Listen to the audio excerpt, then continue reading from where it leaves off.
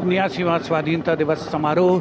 भारत का तिरंगा शान से लहरा रहा है और तिरंगे के लहराते ही आसमान की ओर निगाहें जाती हैं। इस वर्ष स्वाधीनता दिवस समारोह को अनोखा कलेवर प्रदान कर रहे हैं भारतीय वायुसेना के 2 Mi-17 हेलीकॉप्टर्स, एक राष्ट्रीय ध्वज लिए हुए आपके स्क्रीन पर फूलों की वर्षा करता हुआ, और दूसरा ऑपरेशन सिंदूर को दर्शाने वाला ध्वज लिए हुए। इन हेलीकॉप्टर्स की कमान संभाल रहे हैं विंग कमांडर विनय पूनिया और wing commander Aditya Jaiswal.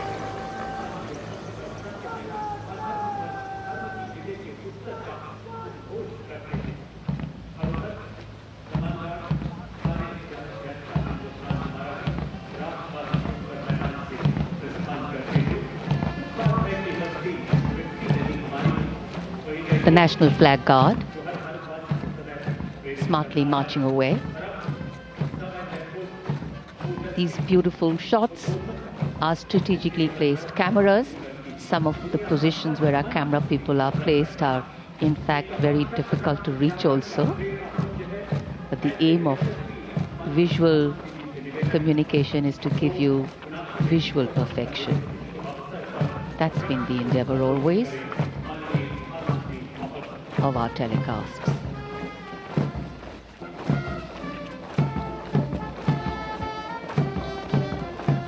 National flag guard के जवान सुनहरी संगीतमय धुन पर अनुशासित ढंग से ज्ञान पथ के सामने से प्रस्थान कर रहे हैं और उत्कंठा से प्रतीक्षा माननीय प्रधानमंत्री महोदय के उद्बोधन की।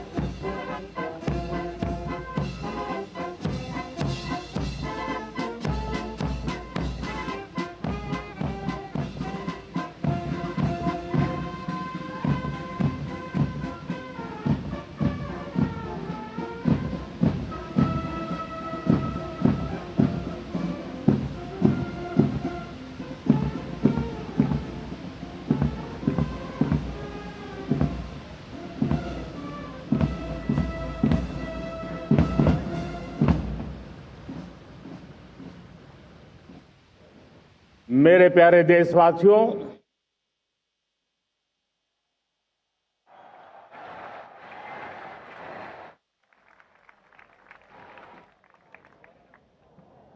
आजादी का ये महापर्व 140 करोड़ संकल्पों का पर्व है। आजादी का ये पर्व सामूहिक सिद्धियों का गौरव का पल है और हृदय उमंग से भरा हुआ है। देश एकता की भावना को निरंतर मजबूती दे रहा है। 140 करोड़ देशवासी आज तिरंगे के रंग में रंगे हैं। हर घर तिरंगा, भारत के हर कोने से, चाहे रेगिस्तान हो या हिमालय की चोटियां, समंदर के तट हो या घनी आबादी वाले क्षेत्र, हर तरफ से एक ही गुंज है, एक ही जयकारा है। हमारी प्राण से भी प्यारी मातृभूमि का जयगान है।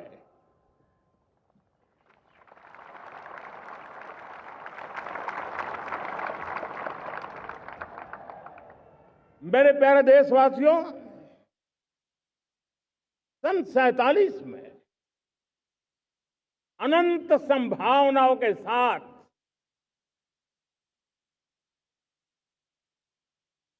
कोटि कोटि भुजाओं के सामर्थ्य के साथ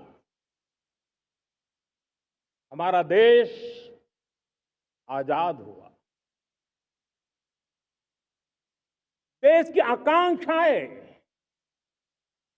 उड़ानें भर रही थी, लेकिन चुनौतियां उससे भी कुछ ज्यादा थी।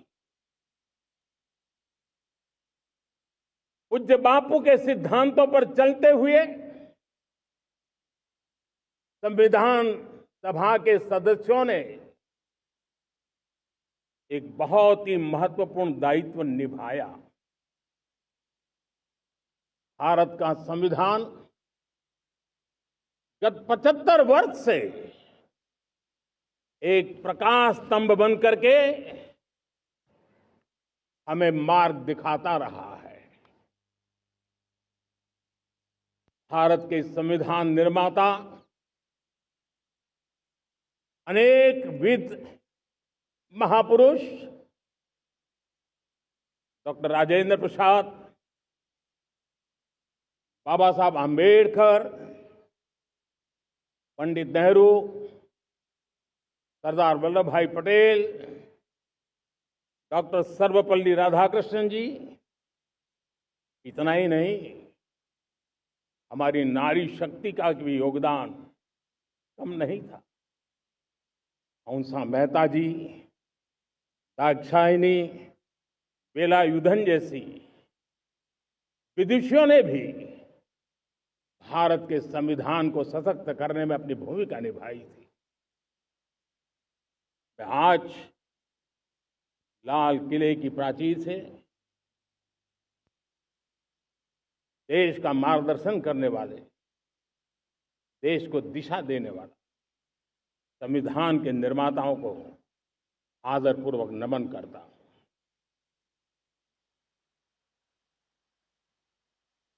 मेरे प्यारे देशवासियों,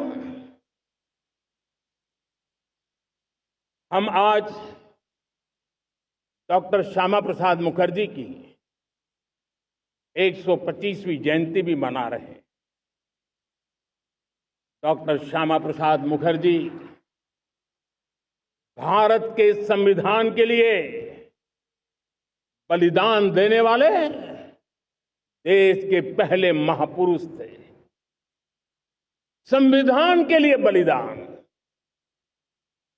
धारा 370 की दीवार गिराकर एक देश एक संविधान के मंत्र को जब हमने साकार किया तो हमने डॉक्टर श्यामा प्रसाद मुखर्जी को सच्ची श्रद्धांजलि दी। लाल किले पर आज कई विशेष महानुभाव उपस्थित हैं। दूर सुदूर गांव के पंचायतों के सदस्य हैं, ड्रोन दीदी के प्रतिनिधि हैं, लखपति दीदी की प्रतिनिधि हैं, खेल जगत से जुड़े लोग हैं, राष्ट्र जीवन में कुछ न कुछ देने वाले यहां महानुभाव उपस्थित हैं। एक प्रकार से यहां मेरी आंखों के सामने मैं लघु भारत के दर्शन कर रहा हूं और टेक्नोलॉजी के माध्यम से विशाल भारत के साथ भी आज लाल किला जुड़ा हुआ है।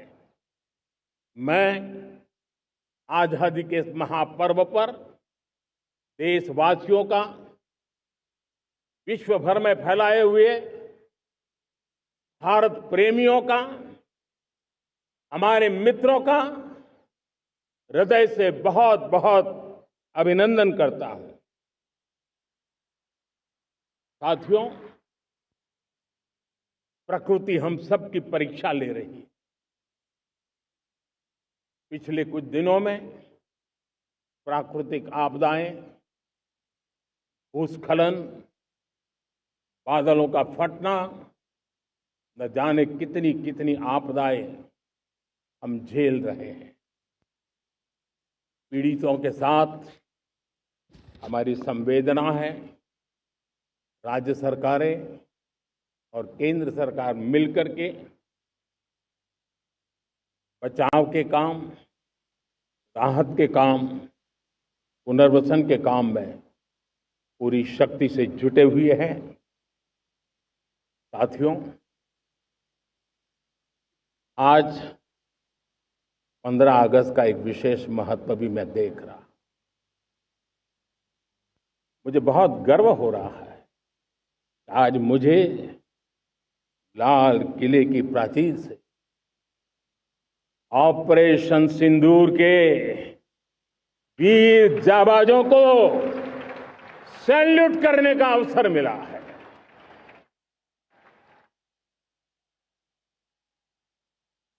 हमारे वीर जाबाज सैनिकों ने दुश्मनों को उनकी कल्पना से परे सजा दी है।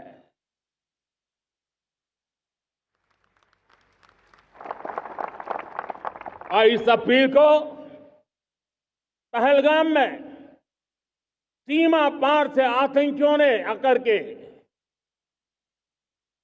जिस प्रकार का कत्ले आम किया, धर्म पूछ पूछ करके लोगों को मारा गया। पत्नी के सामने पति को गोलियां दी, बच्चों के सामने अपने पिता को मौत के घाट उतार दिया गया। पूरा हिंदुस्तान आक्रोश से भरा हुआ था। पूरा विश्व भी इस प्रकार से संहार से चौंक गया था। मेरे प्यारे देशवासियों, ऑपरेशन सिंदूर उसी आक्रोश की अभिव्यक्ति है।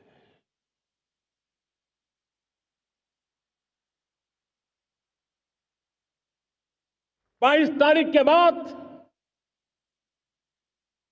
हमने हमारे सेना को खुली छूट दे दी। रणनीति वो तय करे, लक्ष्य वो तय करे, समय भी वो चुने। और हमारी सेना ने वो करके दिखाया जो कई दशकों तक कभी हुआ नहीं था। सैकड़ों किलोमीटर दुश्मन की धरती पर घुस करके आतंकी हेडक्वार्टर्स को मिट्टी में मिला दिया। आतंकी इमारतों को खंडहर बना दिया।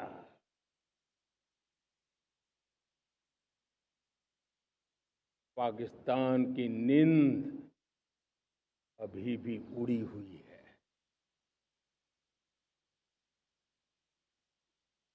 पाकिस्तान में हुई तबाही इतनी बड़ी है कि रोज नए नए खुलासे हो रहे हैं, नई नई जानकारियां आ रही हैं। मेरे प्यारे देशवासियों, हमारा देश कई दशकों से आतंक को झेलता आया हुआ है। देश के सीने को छलनी कर दिया गया है। अब हमने एक न्यू नॉर्मल प्रस्थापित किया। आतंकों और आतंकी को पालने पोसने वालों को, आतंकियों को ताकत देने वालों को अब हम अलग अलग नहीं मानेंगे।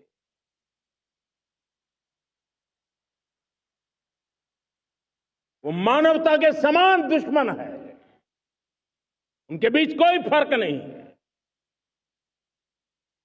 अब भारत ने तय कर लिया है कि न्यूक्लियर की धमकियों को अब हम सहने वाले नहीं हैं। न्यूक्लियर ब्लैकमेल लंबे अरसे से चलाया, अब वो ब्लैकमेल नहीं सहा जाएगा।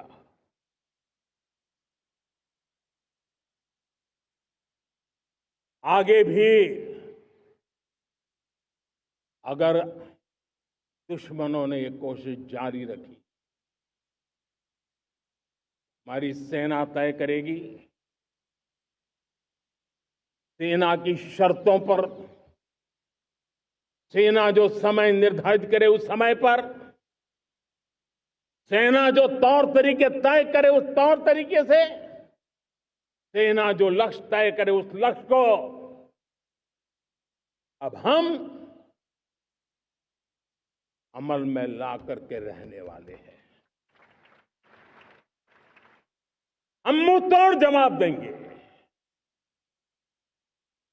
मेरे प्यारे देशवासियों, भारत ने तय कर लिया है, खून और पानी एक साथ नहीं बहेंगे।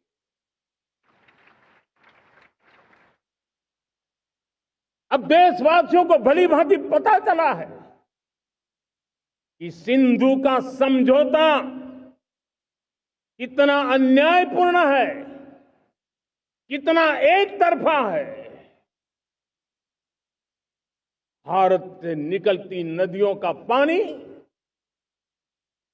दुश्मनों के खेत को सींच रहा है और मेरे देश के किसान, मेरे देश की धरती पानी के बिना प्यासी है।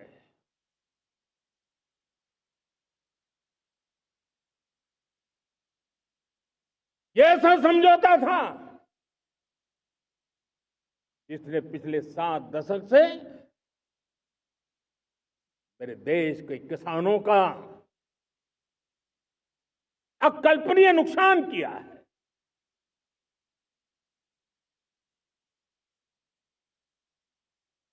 अब हिंदुस्तान के हक का जो पानी है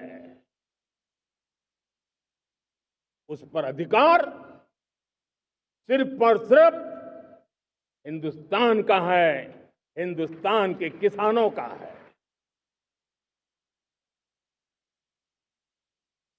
भारत कतई सिंधु समझौते को, उस स्वरूप को दशकों तक सहा है, उस स्वरूप को आगे नहीं सहा जाएगा। किसान हित में, राष्ट्र हित में ये समझौता हमें मंजूर नहीं है। मेरे प्यारे देशवासियों, आजादी के लिए असंख्य लोगों ने बलिदान दी, अपनी जवानी खपा दी, जेलों में जिंदगी गुजारी है, फांसी के तख्त पर लटके हैं, कुछ लेने पाने बनने के लिए नहीं, मां भारती के स्वाभिमान के लिए, कोटि कोटि जनों की आजादी के लिए, गुलामी की जंजीरों को तोड़ने के लिए। और मन में एक ही भाव था, स्वाभिमान। साथियों, गुलामी ने हमें निर्धन बना दिया, गुलामी ने हमें निर्भर भी बना दिया। औरों पर हमारी निर्भरता बढ़ती गई।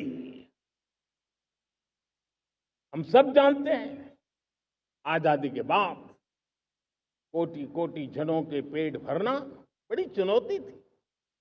लेकिन यही मेरे देश के किसान हैं जिन्होंने खून पसीना एक करके देश के अन्न के भंडार भर दिए।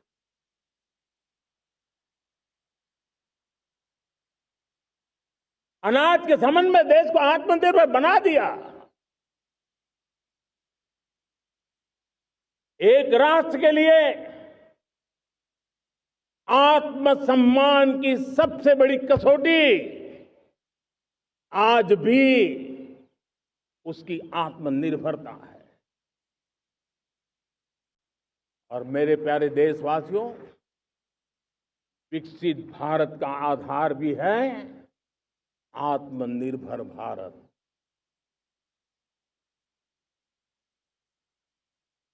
जो दूसरों पर ज्यादा निर्भर रहता है उसकी आजादी पर उतना ही बड़ा प्रश्न चिन्ह लग जाता है। और दुर्भाग्य तो तब बन जाता है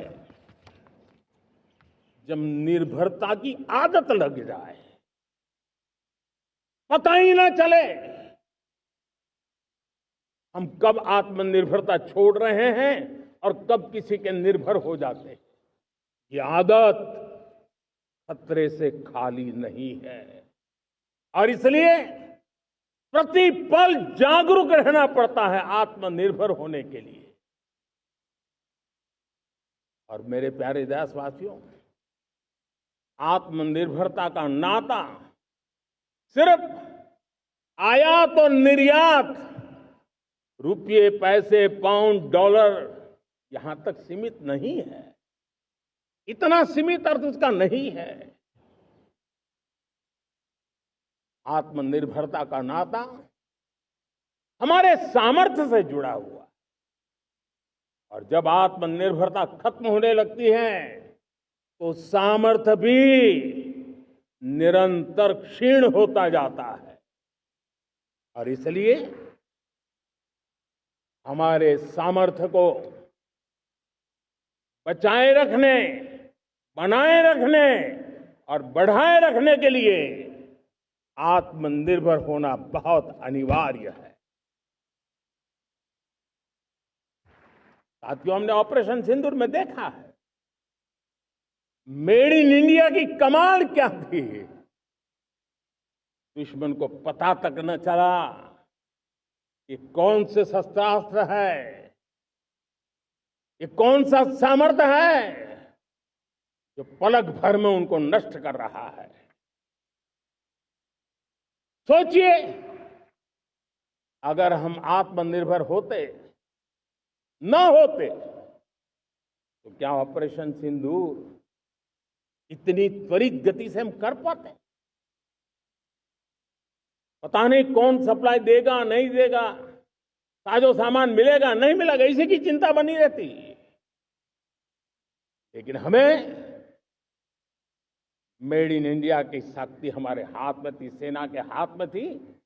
इसलिए बिना चिंता, बिना रुकावट, बिना हिचकिचाहट हमारी सेना अपना पराक्रम करती रही। और ये पिछले 10 साल से लगातार डिफेंस के क्षेत्र में आत्मनिर्भरता पर हम एक मिशन लेकर के चले हैं, उसके नतीजे आज नजर आ रहे हैं। साथियों, मैं एक और विषय पर आपका ध्यान आकर्षित करना चाहता हूं। ये बात से कोई इनकार नहीं कर सकता कि 21वीं सदी टेक्नोलॉजी ड्रिवन सेंचुरी है। और जब टेक्नोलॉजी ड्रिवन है और इतिहास की तरफ नजर करें तो पता है, इतिहास गवाह है, जिन जिन देशों ने टेक्नोलॉजी में महारत हासिल की वो देश विकास की ऊंचाइयों को पार कर गए, शिखर पर पहुंच गए। आर्थिक शक्ति नए पैमाने पर पहुंचती गई। हम जब टेक्नोलॉजी के अलग अलग आयामों की बात करते हैं तो मैं आपका ध्यान आकर्षित करता हूं सेमीकंडक्टर्स पे। उदाहरण के तौर पे बताता हूं, मैं यहां लाल किले से किसी सरकार की आलोचना करने के लिए खड़ा नहीं हुआ और नहीं मैं करना चाहता, लेकिन देश की युवा पीढ़ी को जानकारी होना भी उतना जरूरी है। हमारे देश में 50-60 साल पहले सेमीकंडक्टर को लेकर के फाइलें शुरू हुई। 50-60 साल पहले फैक्ट्री का विचार चालू हुआ। आप मेरे नौजवानों जानकर के हैरान हो जाएंगे, आज सेमीकंडक्टर जो पूरी दुनिया की एक ताकत बन गया है, 50-60 साल पहले वो विचार, वो फाइलें अटक गई, लटक गई, अटक गई। सेमीकंडक्टर के विचार की ही भ्रूण हत्या हो गई। 50-60 साल गवा दी। हमारे बाद कई देश सेमीकंडक्टर में आज महारत हासिल करके दुनिया में अपनी ताकत को प्रस्थापित कर रहे हैं। साथियों, आज हमने उस बोझ से मुक्त होकर के मिशन मोड में सेमीकंडक्टर के काम को आगे बढ़ाया। 6 अलग अलग सेमीकंडक्टर के यूनिट्स जमीन पर उतर रहे हैं। 4 नए यूनिट्स को हमने ऑलरेडी हरी झंडी दिखा दी है, ग्रीन सिग्नल दे दिया है। और देशवासियों और मेरे खास करके नौजवानों और विश्व भर में भारत की टेक्नोलॉजी की ताकत को समझने वाले लोगों को भी कहना चाहूंगा, इसी वर्ष के अंत तक मेड इन इंडिया, भारत की बनी हुई, भारत में बनी हुई, भारत के लोगों द्वारा बनी हुई मेड इन इंडिया चिप्स बाजार में आ जाएगी।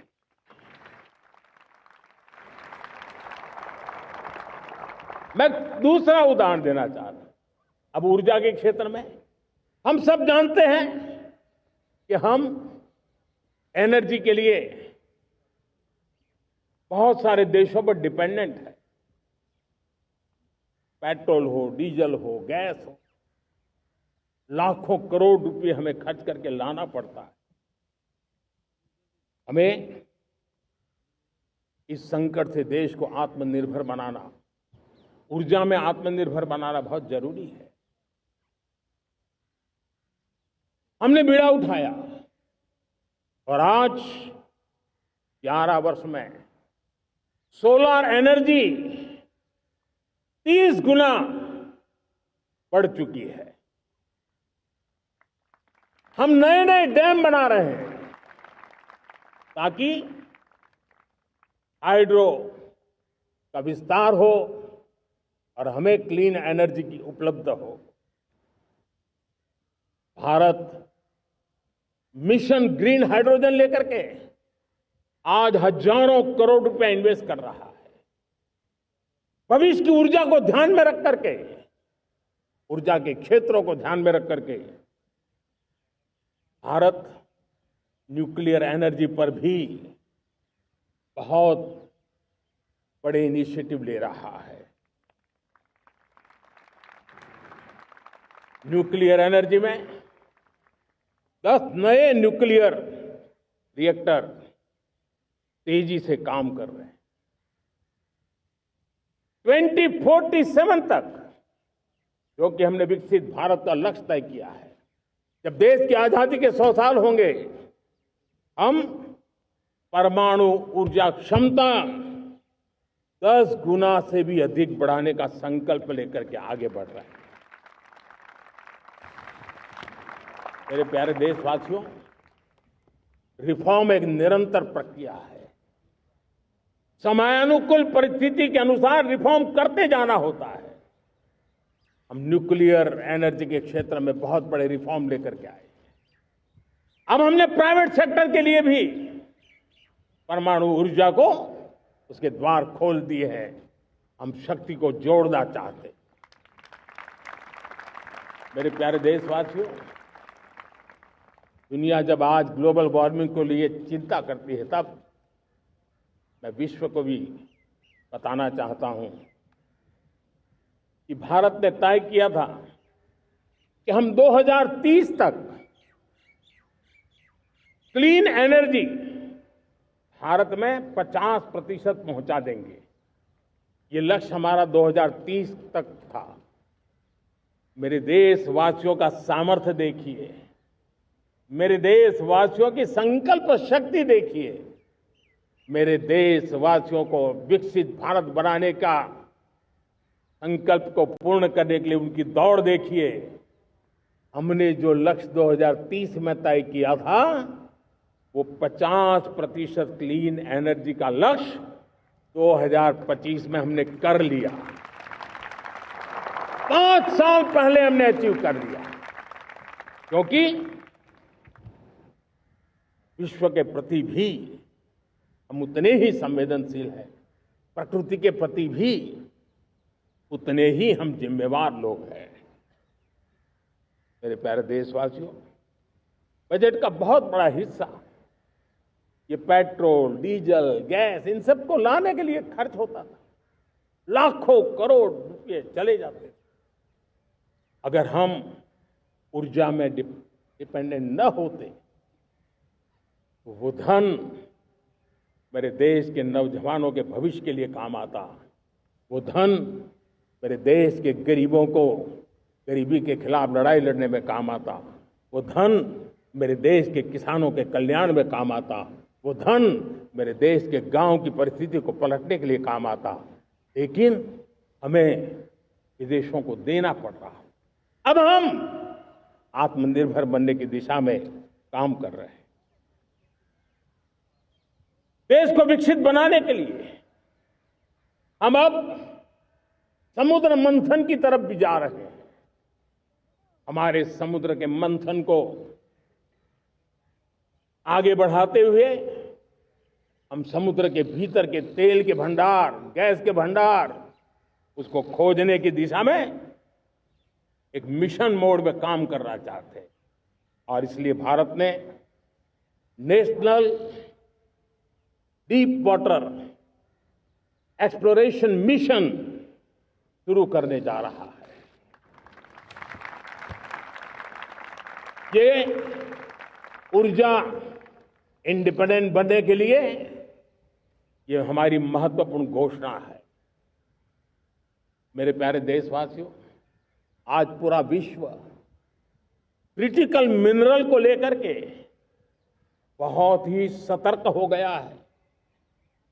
उसके सामर्थ्य को लोग भली भांति समझने लगे हैं। कल तक जिस तरफ ज्यादा ध्यान नहीं था, वो आज सेंटर स्टेज पे है। हमारे लिए भी क्रिटिकल मिनरल्स में आत्मनिर्भरता बहुत अनिवार्य है। एनर्जी का सेक्टर हो, इंडस्ट्री का सेक्टर हो, रक्षा क्षेत्र हो, टेक्नोलॉजी के हर क्षेत्र हो, आज क्रिटिकल मिनरल्स की टेक्नोलॉजी के अंदर बहुत अहम भूमिका है।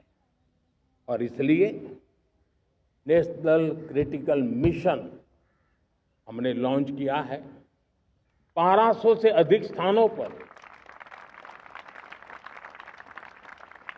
खोज का अभियान चल रहा है और हम क्रिटिकल मिनरल में भी आत्मनिर्भर बनने की दिशा में आगे बढ़ रहे हैं। मेरे प्यारे देशवासियों, स्पेस सेक्टर का कमाल तो हर देशवासी देख रहा, गर्व से भर जा रहा। और हमारे group captain Shubhanshu Shukla space station से लौट चुके हैं और आने वाले कुछ दिनों में वो भारत भी आ रहे हैं।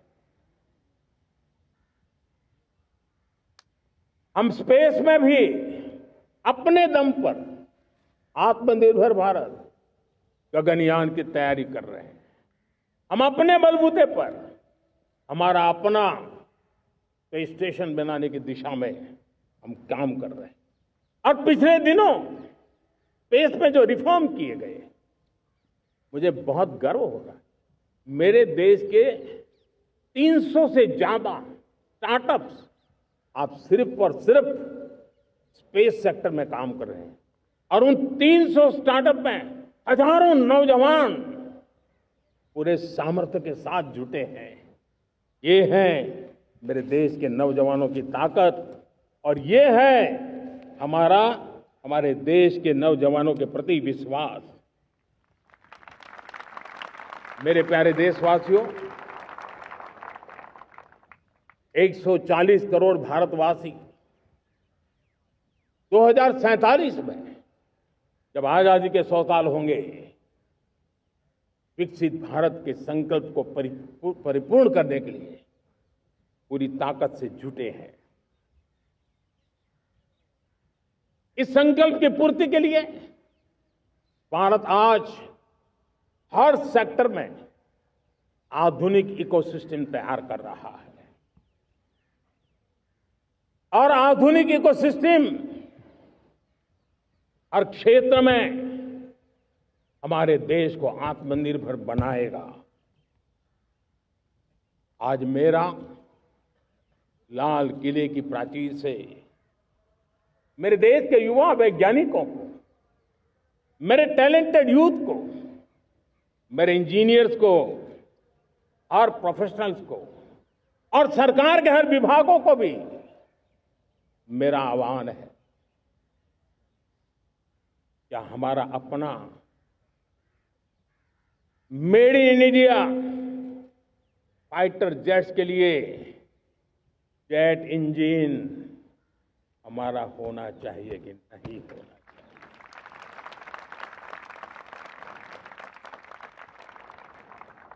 हम फार्मा ऑफ द वर्ल्ड माने जाते हैं। वैक्सीन में हम नए नए विक्रम स्थापित करते हैं, लेकिन क्या समय की मांग नहीं है? हम रिसर्च और डेवलपमेंट में और ताकत लगाएं, हमारे अपने पेटेंट हो, हमारी अपनी बनाई हुई मानव जात के कल्याण की सस्ते से सस्ती और सबसे कारगर नई नई दवाइयों की शोध हो, हर संकट में साइड इफेक्ट के बिना मानव जात के कल्याण में काम आए। बायो 3 पॉलिसी भारत सरकार ने बनाई है। मैं देश के नौजवानों को कहता हूं, आइए बायो 3 पॉलिसी का अध्ययन करके अब कदम उठाइए। देश का भाग्य बदलना है, आपका सहयोग चाहिए। मेरे प्यारे देशवासियों, आज आईटी का युग है, डेटा की ताकत है। क्या समय की मांग नहीं है? ऑपरेटिंग सिस्टम से लेकर के साइबर सुरक्षा तक, डीप टेक से लेकर के आर्टिफिशियल इंटेलिजेंस तक, सारी चीजें हमारी अपनी हो, जिस पर हमारे ही लोगों का सामर्थ्य जुटा हुआ हो, उनकी सामर्थ्य शक्ति का विश्व को परिचय कराए। साथियों, आज दुनिया में सोशल मीडिया का हो, बाकी प्लेटफॉर्म का हो, दुनिया के प्लेटफॉर्म पर हम काम कर रहे हैं। दुनिया ने हमने दिखा दिया है, यूपीआई का हमारा प्लेटफॉर्म आज दुनिया को अजोबा कर रहा है। हमारे में सामर्थ्य है। रियल टाइम ट्रांजैक्शन में 50% अकेला भारत यूपीआई के माध्यम से करता है। इसका मतलब की ताकत है। क्रिएटिव वर्ल्ड हो, सोशल मीडिया हो, ये जितने भी प्लेटफॉर्म्स हैं, मेरे देश के नौजवानों में चुनौती करता हूं आपको, आइए हमारे अपने प्लेटफॉर्म क्यों ना हो, हम क्यों दूसरों पर निर्भर रहे, क्यों भारत का धन बाहर जाए।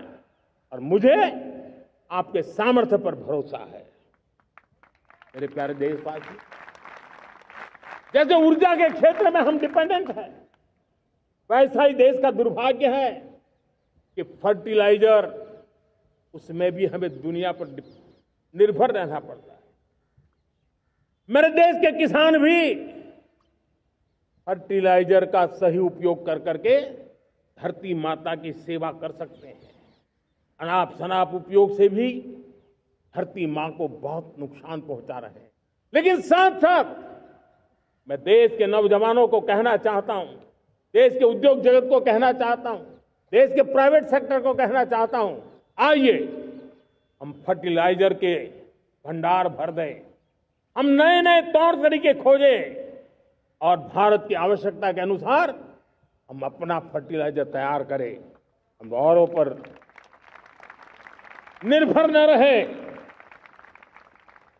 साथियों, आने वाला युग ईवी का है। अब ईवी बैटरी क्या हम नहीं बनाएंगे? हम निर्भर रहेंगे? सोलर पैनल की बात हो, इलेक्ट्रिक व्हीकल्स के लिए जिन जिन चीजों की आवश्यकताएं हैं वो हमारी अपनी होनी चाहिए। साथियों, मैं ये इसलिए कहने की हिम्मत करता हूं, क्यों? क्योंकि मुझे देश के नौजवानों के सामर्थ्य पर भरोसा है। और भरोसा सिर्फ वो मेरे देश के नौजवान हैं इतने मात्र से नहीं है। कोविड के समय हम बहुत सारी चीजों पर निर्भर थे। तो मेरे देश के नौजवानों को कहा गया कि वैक्सीन हमारी अपनी चाहिए, देश ने करके दिखाया। कोविन प्लेटफॉर्म हमारा अपना होना चाहिए, देश ने करके दिखाया। करोड़ों करोड़ों लोगों की जिंदगी बचाने का काम हमने किया है। वही स्पिरिट, वही जज्बा हमें जीवन के हर क्षेत्र में आत्मनिर्भर बनने के लिए अपना सब कुछ देना है। अपना जो बेस्ट है वो हमें दे करके रहना है। साथियों, पिछले 11 साल में एंटरप्रेन्योरशिप, उद्यमशीलता को बहुत बड़ी ताकत मिली। आज लाखों स्टार्टअप्स टियर 2, टियर 3 सिटी में देश की अर्थशक्ति को, देश के इनोवेशन को ताकत दे रहे हैं। उसी प्रकार से मुद्रा योजना से हमारे देश के करोड़ों नौजवान, उसमें भी हमारी बेटियां, करोड़ों करोड़ों लोग मुद्रा से लोन लेकर के अपना खुद का कारोबार कर रहे हैं। खुद तो अपने पैरों पर खड़े हुए हैं, लेकिन औरों को भी पैरों पर खड़े रहने की ताकत देते हैं। वे भी एक प्रकार से हर व्यक्ति को आत्मनिर्भर बनाने का अवसर दे रही है। मेरे साथियों, विमेन सेल्फ हेल्प ग्रुप किसी का ध्यान नहीं था। पिछले 10 साल में विमेन सेल्फ हेल्प ग्रुप ने कमाल करके दिखाया। आज उनके प्रोडक्ट दुनिया के बाजार में जाने लगे हैं। लाखों करोड़ों का कारोबार हमारे विमेन सेल्फ हेल्प ग्रुप करते हैं। मैंने एक बार मन की बात में खिलौने की बात कही थी। हम करोड़ों करोड़ रुपए के खिलौने विदेश से लाते थे। मैंने ऐसे ही मन की बात में कहा, करे मेरे देश के नौजवानों, ऐसा भी करें नहीं क्या? किलो भी बाहर जाएंगे। और आज मैं गर्व से कहता हूं कि मेरा देश खिलौने एक्सपोर्ट करने लग गया है। यानी देश के सामर्थ्य को हर प्रकार के अवसर मिले, हर रुकावटों से मुक्ति मिले, उसको सर्वाधिक करने के लिए प्रेरित किया जाए। देश कर सकता है। मैं देश के युवाओं से कहता हूं, आइए आप इनोवेटिव आइडियाज लेकर के, आपके आइडियाज को मरने मत देना दोस्त। आज का आपका आइडिया हो सकता है आने वाली पीढ़ी का भविष्य बना सकता है। मैं आपके साथ खड़ा हूं, मैं आपके लिए काम करने के लिए तैयार हूं, आपका साथी बन के काम करने तैयार हूं। आप आइए, हिम्मत जुटाइए, इनिशिएटिव लीजिए। जो युवा मैन्युफैक्चरिंग के बारे में सोचते हैं, आइए आगे बढ़िए। सरकार के नियमों में बदलाव करना है, मुझे बताइए। देश रुकना नहीं चाहता है। 2047 दूर नहीं है, एक एक पल की कीमत है और हम एक भी पल गंवाना नहीं चाहते दोस्तों।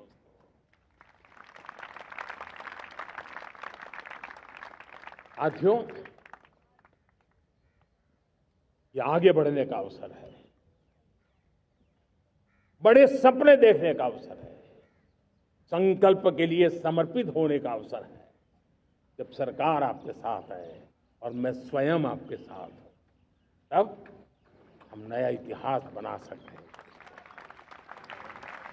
साथियों, आज नेशनल मैन्युफैक्चरिंग मिशन पर बहुत तेजी से काम हो रहा है। हमारे एमएसएमईज, उसका लोहा दुनिया मानती है। ये दुनिया में बड़ी बड़ी चीजें बनती है ना, कुछ न कुछ तो औजार हमारे देश के एमएसएमईज के द्वारा जाते हैं, बड़े गर्व के साथ जाते हैं। लेकिन हम कॉम्प्रिहेंसिव इंटीग्रेटेड विकास की राह पर जाना चाहते हैं और इसलिए उनकी शक्ति बढ़े। और उसमें भी मैंने पहले एक बार लाल किले से कहा था, जीरो डिफेक्ट जीरो इफेक्ट। आज कहना चाहता हूं कि हमें विश्व बाजार में अपने सामर्थ्य का लोहा मनवाना है, तो हमें क्वालिटी में निरंतर नई ऊंचाइयों को पार करना। दुनिया क्वालिटी को स्वीकार करती है, हमारी गुणवत्ता सबसे ज्यादा हो और सरकार के भी प्रयास हो, रॉ मटेरियल की भी उपलब्धि हो, हमारी प्रोडक्शन की कॉस्ट कैसे कम हो, हम उसमें दम रहे। और साथियों, हम सभी जो उत्पादन के क्षेत्र में लगे हैं, उन सबका मंत्र होना चाहिए, दाम कम लेकिन दम ज्यादा। हमारी हर प्रोडक्ट का दम ज्यादा हो लेकिन दाम कम हो। इस भाव को लेकर के हमें आगे बढ़ना है। मेरे प्यारे देशवासियों, आजादी के लिए अनगिनत लोगों ने बलिदान दिए हैं। मैंने पहले भी कहा, जवानी खपा दी, फांसी पे लटक गए। क्यों? स्वतंत्र भारत के लिए। 75-100 साल पहले का वो कालखंड याद कीजिए। पूरा देश स्वतंत्र भारत के मंत्र को लेकर के जीता था। आज समय की मांग है, स्वतंत्र भारत का मंत्र लेकर के जीने वालों ने हमें स्वतंत्र भारत दिया। आज 140 करोड़ देशवासियों का एक ही मंत्र होना चाहिए, समृद्ध भारत। अगर कोटि कोटि लोगों के बलिदान से स्वतंत्र भारत हो सकता है, तो कोटि कोटि लोगों के संकल्प से, पुरुषार्थ से, आत्मनिर्भर बनने से, वोकल फॉर लोकल की बात करने से, स्वदेशी का मंत्र को जापने से समृद्ध भारत भी बन सकता है। वो पीढ़ी स्वतंत्र भारत के लिए खप गई थी, ये पीढ़ी समृद्ध भारत के लिए नए कदम उठाए, यही समय की मांग है। और इसलिए मैं आज बार बार आग्रह करता हूं और मैं देश के सभी इन्फ्लुएंसर्स को कहना चाहता हूं, इस मंत्र को आगे बढ़ाने में मेरी मदद कीजिए। मैं सभी राजनीतिक दलों को, राजनेताओं को सबसे कहता हूं कि आइए, ये किसी राजनीतिक दल का एजेंडा नहीं है, भारत हम सबका है। हम मिलकर के वोकल फॉर लोकल, उस मंत्र को हर नागरिक के जीवन का मंत्र बनाएं। भारत में बनी हुई, भारत के नागरिकों के पसीने से बनी हुई वो चीजें जिसमें भारत की मिट्टी की महक हो और जो भारत के आत्मनिर्भर के संकल्प को ताकत देता हो, हम उसी को खरीदेंगे, हम उसी का उपयोग करेंगे। हम उस दिशा में आगे आए, यह हमारा सामूहिक संकल्प हो। देखते ही देखते हम दुनिया बदल देंगे दोस्तों। मैं आज हर छोटे मोटे व्यापारी को, दुकानदार से आग्रह करना चाहता हूं, आपकी भी जिम्मेवारी है। हम छोटे थे, हमने कभी बाजार में देखा नहीं था कि शुद्ध घी की दुकान, ऐसे ही लिखा जाता था घी की दुकान। लेकिन समय रहते लोग लिखने लगे शुद्ध घी की दुकान। मैं चाहता हूं देश में ऐसे व्यापारी आगे आए, ऐसे दुकानदार आए कि हाँ स्वदेशी माल बिकता है, वो बोर्ड लगा रहे हैं। हम स्वदेशी का गर्व करने लगे। हम स्वदेशी मजबूरी में नहीं, मजबूती के साथ उपयोग करेंगे, मजबूती के लिए उपयोग करेंगे और जरूरत पड़ी तो औरों को मजबूर करने के लिए उपयोग करेंगे। ये हमारी ताकत होनी चाहिए, ये हमारा मंत्र होना चाहिए। मेरे प्यारे देशवासियों,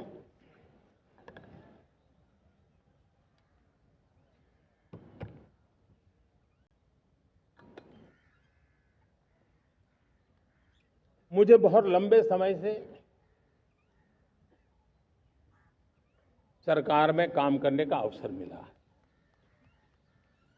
मैंने कई सारे उतार चढ़ाव देखे हैं।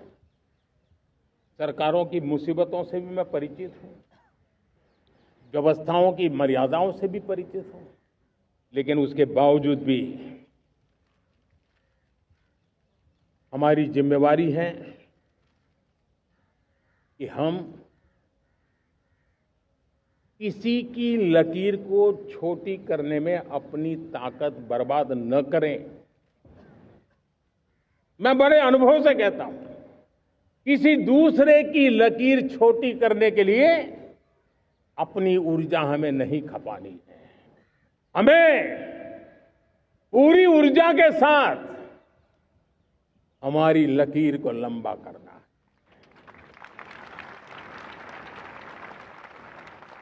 हम अगर अपनी लकीर लंबी करते हैं तो दुनिया भी हमारा लोहा मानेगी। आज जब वैश्विक परिस्थितियों में आर्थिक स्वार्थ दिनों दिन बढ़ रहा है, तब समय की मांग है कि हम उन संकटों के रोते बैठने की जरूरत नहीं है। हिम्मत के साथ हम अपनी लकीर को लंबी करें। और मैं 25 साल के शासन के अनुभव से कह सकता हूं, अगर ये रास्ता हमने चुन लिया, हर किसी ने चुन लिया, तो फिर कोई स्वार्थ हमें अपनी चंगुल में नहीं फंसा सकता है। मेरे प्यारे देशवासियों, बीता दशक रिफॉर्म, परफॉर्म, ट्रांसफॉर्म कर रहा है। लेकिन अब हमें और नई ताकत से जुड़ना है। पिछले दिनों हमने कई रिफॉर्म्स किए। एफडीआई हो, इंश्योरेंस कंपनी की बात हो, विश्व की यूनिवर्सिटीज को भारत के अंदर स्थान देने की बात हो, कई रिफॉर्म्स किए हैं। 40,000 से ज्यादा अनावश्यक कंप्लायंसेस को हमने खत्म किया है। इतना ही नहीं, 1500 से अधिक पुराने कानून जो बाबा आदम के जमाने के थे, उन सबको हमने खत्म कर दिया है। हमने दर्जनों कानूनों को सरल करने के लिए संसद में जाकर के जनता के हितों को सर्वोपरि रख करके बदलाव किए हैं। इस बार भी हो हल्ला के बीच लोगों तक बात पहुंची नहीं होगी, लेकिन एक बहुत बड़ा रिफॉर्म इनकम टैक्स एक्ट में हुआ है। करीब 280 से ज्यादा धाराएं हमने समाप्त करने का निर्णय किया है। और साथियों, सिर्फ आर्थिक मोर्चे पर ही रिफॉर्म नहीं, हमने नागरिक के जीवन को भी आसान बनाने के लिए रिफॉर्म किए। इनकम टैक्स रिफंड की बात हो, रिफॉर्म का परिणाम है। फेसलेस असेसमेंट की बात हो, रिफॉर्म का परिणाम है। 12 लाख तक आज इनकम टैक्स से मुक्ति दे देना, देश का जो भविष्य बनाने में उत्सुक है, ऐसा मेरा मध्यम वर्ग का परिवार आज फूला नहीं समा रहा है। कभी किसी ने सोचा नहीं था कि 12 लाख रुपए तक का इनकम टैक्स पर जीरो कर दिया जाएगा। आज कर लिया है। जब देश का सामर्थ्य बढ़ता है तो देशवासियों को लाभ मिलता है। अंग्रेजों के जमाने से दंड संहिता में हम दबे पड़े थे। दंड का भय दिखा करके जीवन चल रहा था। 75 साल आजादी के ऐसे ही गए। हमने दंड संहिता को खत्म कर दिया, न्याय संहिता को ले आए हैं। न्याय संहिता में भारत के नागरिक के प्रति विश्वास का भाव है। भारत के नागरिक के अंदर अपनेपन का भाव है, संवेदनशीलताओं से भरा हुआ है। हमने रिफॉर्म की यात्रा को तेज करने के लिए बीड़ा उठाया। हम बहुत तेजी से आगे बढ़ना चाहते हैं। मैं चाहता हूं देशवासियों, देश के लिए कर रहा हूं, मैं मेरे लिए नहीं कर रहा हूं, किसी का बुरा करने के लिए नहीं कर रहा हूं। मेरे राजनीतिक दल, मेरे प्रतिस्पर्धी साथी भी देश की इस उज्जवल भविष्य के लिए आगे आए, हमारा साथ दें। स्ट्रक्चरल रिफॉर्म्स की बात हो, रेगुलेटरी रिफॉर्म्स की बात हो, पॉलिसी रिफॉर्म की चर्चा हो, प्रोसेस रिफॉर्म की चर्चा हो, प्रोसीड्यूरल रिफॉर्म्स करने की जरूरत हो, हर प्रकार के रिफॉर्म्स ये आज हमने मकसद बना करके चले हैं। और मेरे प्यारे देशवासियों, नेक्स्ट जनरेशन रिफॉर्म्स के लिए हमें एक टास्क फोर्स गठित करने का निर्णय किया है। ये टास्क फोर्स समय सीमा में इस काम को पूरा करे। वर्तमान नियम, कानून, नीतियां, रीतियां 21वीं सदी के अनुकूल, वैश्विक वातावरण में अनुकूल और भारत को 2047 में विकसित राष्ट्र बनाने के संदर्भ में नए सिरे से तैयार हो और उसका समय सीमा में अपना कार्य पूरा करने के लिए इस टास्क फोर्स की रचना की है। साथियों, ये रिफॉर्म के कारण जो नए लोग अपना भविष्य बनाने चाहते हैं उनको तो हिम्मत मिलेगी। हमारे स्टार्टअप्स हो, हमारे लघु उद्योग हो, हमारे गृह उद्योग हो, उन लोग उद्यमियों को उनकी कंप्लायंस कॉस्ट बहुत कम हो जाएगी और उसके कारण उनको एक नई ताकत मिलेगी। जो एक्सपोर्ट की दुनिया में उनको लॉजिस्टिक सपोर्ट के कारण, व्यवस्थाओं में बदलाव के कारण उनको एक बहुत बड़ी ताकत मिलेगी। साथियों, ऐसे ऐसे कानून है हमारे देश में, छोटी छोटी चीजों के लिए जेल में डालने के कानून है। आप हैरान हो जाएंगे, किसी ने नजर नहीं डाली। मैं पीछे लगा हूं, ये मेरे देश के नागरिकों को जेल में बंद करने वाले जो अनावश्यक कानून है वो खत्म होने चाहिए। हम संसद में पहले भी बिल लाए थे, इस बार भी लेके आए हैं। साथियों, इस दिवाली में आपकी डबल दिवाली का काम मैं करने वाला हूं। इस दिवाली में आपको एक बहुत बड़ा तोहफा देशवासियों को मिलने वाला है। पिछले 8 साल से हमने जीएसटी का बहुत बड़ा रिफॉर्म किया। पूरे देश में टैक्स के बर्डन को कम किया, टैक्स की व्यवस्थाओं को सरल किया और 8 साल के बाद समय की मांग है कि हम एक बार उसको रिव्यू करें।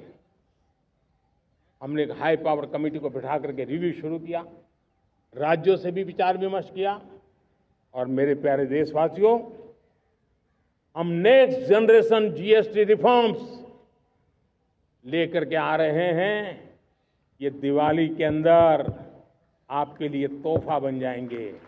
सामान्य मानवीय की जरूरतों के टैक्स भारी मात्रा में कम कर दिए जाएंगे। बहुत बड़ी सुविधा बढ़ेगी। हमारे एमएसएमई, हमारे लघु उद्यमी, इनको बहुत बड़ा लाभ मिलेगा। रोजमर्रा की चीजें बहुत सस्ती हो जाएगी और उससे इकोनॉमी को भी एक नया बल मिलने वाला है। मेरे प्यारे देशवासियों, आज देश तीसरी बड़ी इकोनॉमी बनने के लिए समय तेज गति से आगे बढ़ रहा है। हम दरवाजे खटखटा रहे हैं और बहुत तेजी से हम उसको अचीव भी कर लेंगे। और कोई तो दिन होगा मैं आपके बीच आकर के लाल किले की प्राचीर से ये खबर भी सुनाऊंगा।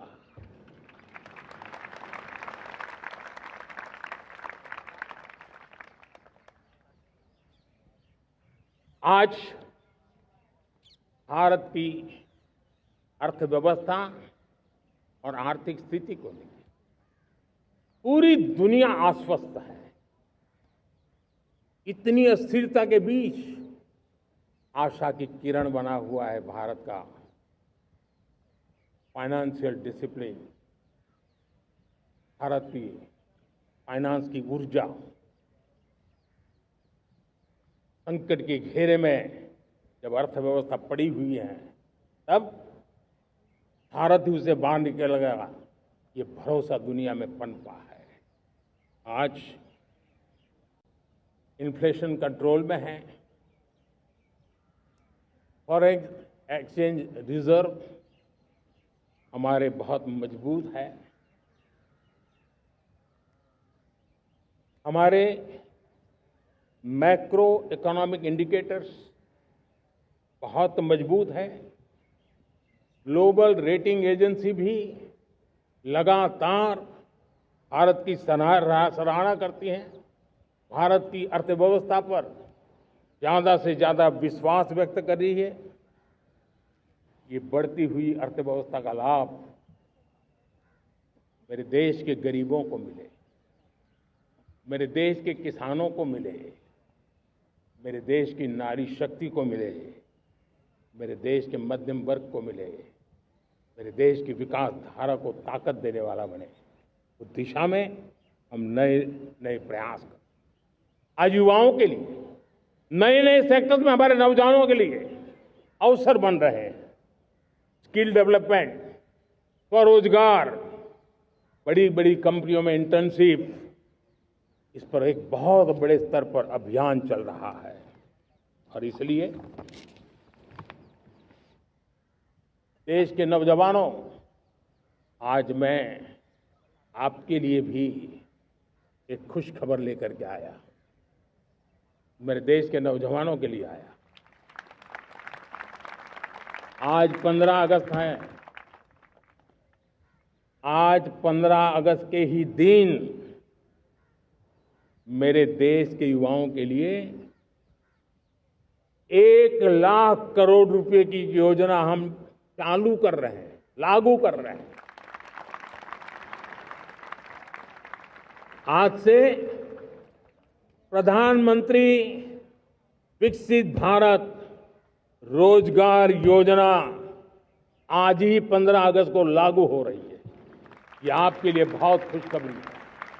इस योजना के तहत निजी क्षेत्र में पहली नौकरी पाने वाले नौजवान को, बेटे बेटी को 15,000 रुपया सरकार की तरफ से दिए जाएंगे। कंपनियों को भी नए रोजगार देने के अवसर जो भी ज्यादा जुटाएगा उनको भी प्रोत्साहन राशि दी जाएगी। प्रधानमंत्री विकसित भारत रोजगार योजना करीब करीब 3.5 करोड़ नौजवानों को रोजगार के नए अवसर बनाएगी। मैं सभी नौजवानों को इसके लिए बहुत बहुत बधाई देता हूं। मेरे प्यारे देशवासियों, आज भारत में नारी शक्ति का लोहा हर कोई मानने लगा।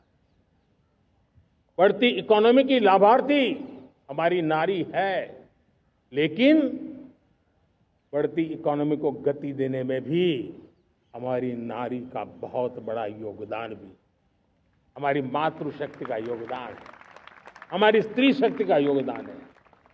स्टार्टअप से लेकर स्पेस सेक्टर तक हमारी बेटियां छाई हुई हैं, खेल के मैदान में छाई हुई हैं, फौज में चमक रही है।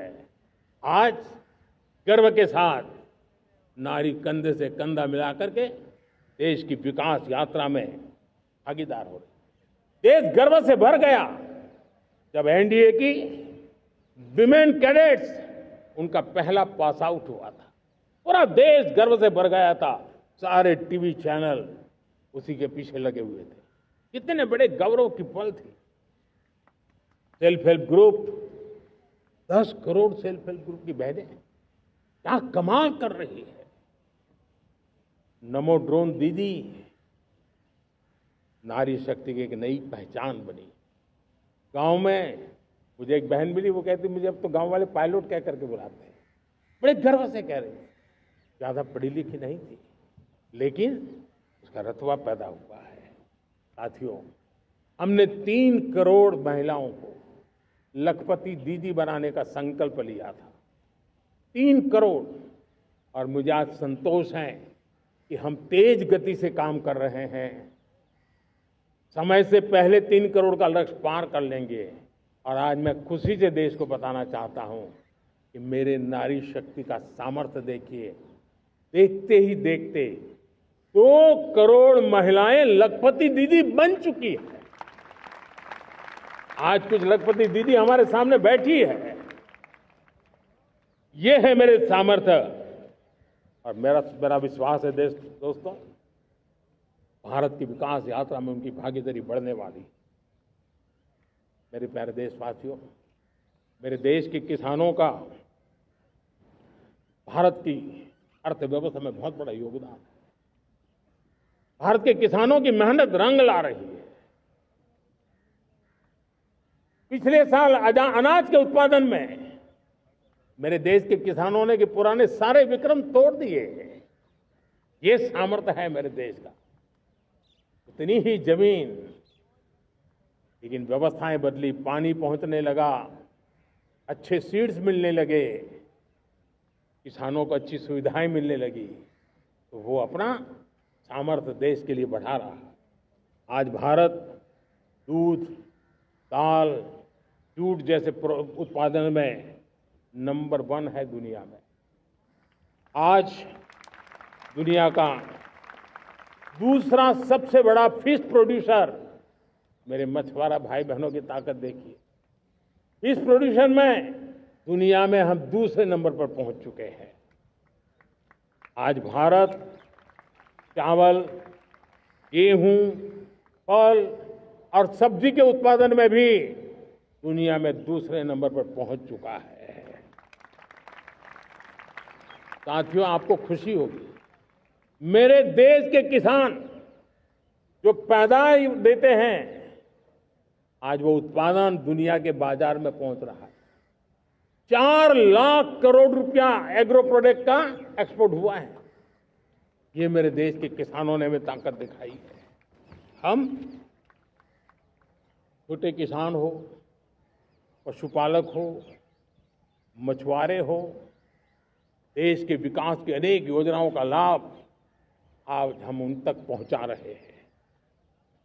पीएम किसान सम्मान निधि हो, रेन वाटर हार्वेस्टिंग हो, सिंचाई की योजनाएं हो, क्वालिटी सीड्स हो, फर्टिलाइजर की आवश्यकता हो, हर क्षेत्र में आज और किसान को एक भरोसा हो गया है फसल बीमा का। वो साहसिक बना रहा, उसका परिणाम भी देश को मिल रहा है। जो पहले कल्पना की बात थी आज हकीकत बन गई है। देशवासियों, हमारे देश के पशुधन को बचाने के हमें कोविड की वैक्सीन मुफ्त में मिली, वो तो याद है, लेकिन हम पशुधन के लिए भी अब तक 125 डोज मुफ्त में पशुओं को लगा चुके हैं।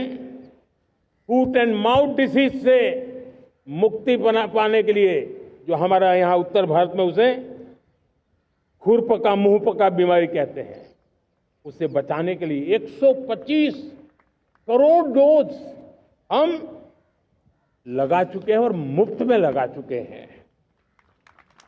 हम खेती के मामले में देश के वो जिले जहां के किसान औरों से पीछे रह गए, किसी न किसी कारण से 100 जिले ऐसे हैं जहां अपेक्षाकृत कम खेती है, और इसलिए हमने 100 जिले आइडेंटिफाई किए हैं पूरे देश में से, और वहां के किसानों को एम्पावर करना, किसानों को शक्ति देना, किसानों को मदद करने का एक अभियान चलाया है।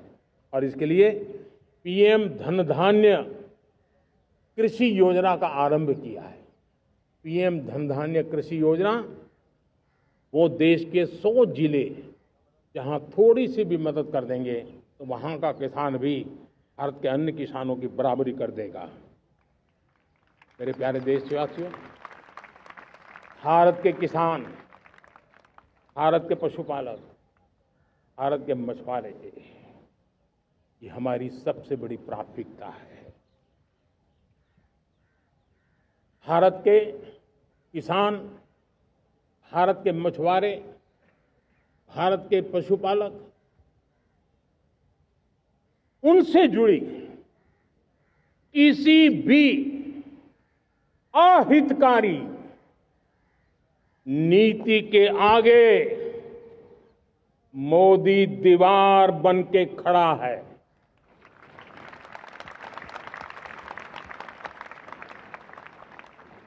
भारत अपने किसानों, अपने पशुपालकों, अपने मछुआरों के संबंध में कभी भी कोई समझौता नहीं स्वीकार करेगा।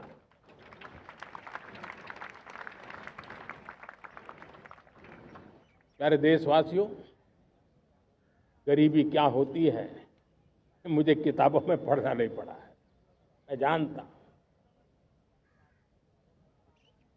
सरकार में भी रहा हूं और इसलिए मेरी कोशिश रही है कि सरकार फाइलों में नहीं होनी चाहिए। सरकार देश के नागरिकों की लाइफ में होनी चाहिए। दलित हो, पीड़ित हो, शोषित हो, वंचित हो, उनके लिए सकारात्मक रूप से सरकारें प्रोएक्टिव हो, सरकारें प्रो पीपल हो, उस दिशा में हम निरंतर प्रयास कर रहे हैं। समाज के हर जरूरत व्यक्ति के लिए, कुछ लोगों को लगता है कि सरकार की योजनाएं पहले भी आती, जी नहीं, हम सरकार की योजनाओं को जमीन पर उतार रहे हैं, सैचुरेशन पर बल देते हैं। और सामाजिक न्याय का अगर कोई सच्चा एजुकेशन है तो सैचुरेशन में है, जिसमें कोई हकदार छूटे नहीं, हकदार के घर तक सरकार जाए और उसे अपना हक की चीजें मिले, उसके लिए हम काम कर रहे हैं। जनधन अकाउंट जब खोले गए ना, वो सिर्फ बैंक का अकाउंट था ऐसा नहीं है, उसे एक स्वाभिमान मिला था कि बैंक के दरवाजे मेरे लिए भी खुलते हैं, मैं भी बैंक के दरवाजे में जाकर के टेबल पे हाथ रख करके बात कर सकता हूं। ये विश्वास हमने जगाया है। आयुष्मान भारत ने बीमारी को सहने की आदत से मुक्ति दिलाने का और उनको अच्छे स्वास्थ्य के लिए मदद करने का काम। और जब हम वरिष्ठ नागरिकों को 5 लाख रुपए से ज्यादा मदद कर करके उनके आरोग्य की चिंता करते हैं, आज पीएम आवास, 4 करोड़ गरीबों को घर मिलना मतलब जिंदगी के नए सपने वहां सजते हैं। वो सिर्फ 4 दीवारें नहीं है दोस्तों। रेहड़ी पटरी वालों के लिए पीएम स्वनिधि योजना, जो कभी ब्याज के चक्कर में फंसा रहता था, आज पीएम स्वनिधि से रेहड़ी पटरी वाला भी, और आपने देखा वो यूपीआई से पैसे लेता है, यूपीआई से पैसे देता है। ये बदलाव आखिरी व्यक्ति तक चिंता, लोगों की लाइफ में सरकार होनी चाहिए। उसी के कारण ये जमीन से जुड़ी योजनाएं बनती हैं और जमीन से जुड़ी योजनाएं जमीन पर उतरती हैं और जमीन से उतरी हुई योजनाएं जीवन में बदलाव लाने का एक सशक्त माध्यम बन जाती है। एक समय था, गरीब हो, पीड़ित हो, आदिवासी, वंचित हो, दिव्यांग हो, हमारी विधवा माताएं बहनें हो, अपने हक के लिए दर दर भटकते रहते थे। सरकारी दफ्तरों में चक्कर लगाते लगाते जिंदगी पूरी हो जाती। आज सरकार आपके दरवाजे पर आती है, सैचुरेशन के अप्रोच को लेकर के आती है। करोड़ों लाभार्थियों को सरकारी योजनाओं का लाभ मिल रहा है। डायरेक्ट बेनिफिट ट्रांसफर एक बहुत बड़ा क्रांतिकारी काम हुआ है। साथियों, गरीबी हटाओ के नारे देश ने बहुत सुने हैं, लाल किले से भी सुने, और देश सुन सुन करके थक गया था और देश ने मान लिया था कि गरीबी हट नहीं सकती है। लेकिन जब हम योजनाओं को गरीब के घर तक ले जाते हैं, विश्वास को गरीब के मन में हम पैदा करते हैं, तब मेरे देश के 25 करोड़ गरीब गरीबी को परास्त कर करके, गरीबी से बाहर निकल करके एक नया इतिहास बनाते हैं। आज 10 करोड़ गरीब और 10 वर्ष में 25 करोड़ से ज्यादा गरीब गरीबी को परास्त कर करके गरीबी से बाहर निकले हैं और एक न्यू मिडिल क्लास तैयार हुआ है। मेरे साथियों, ये न्यू मिडिल क्लास और मिडिल क्लास एक ऐसी जुगलबंदी है जिसमें एस्पिरेशन भी है, एफर्ट भी है। वो देश को आगे बढ़ाने के लिए बहुत बड़ा सामर्थ्य बनने वाली है। मेरे प्यारे देशवासियों, बहुत ही निकट भविष्य में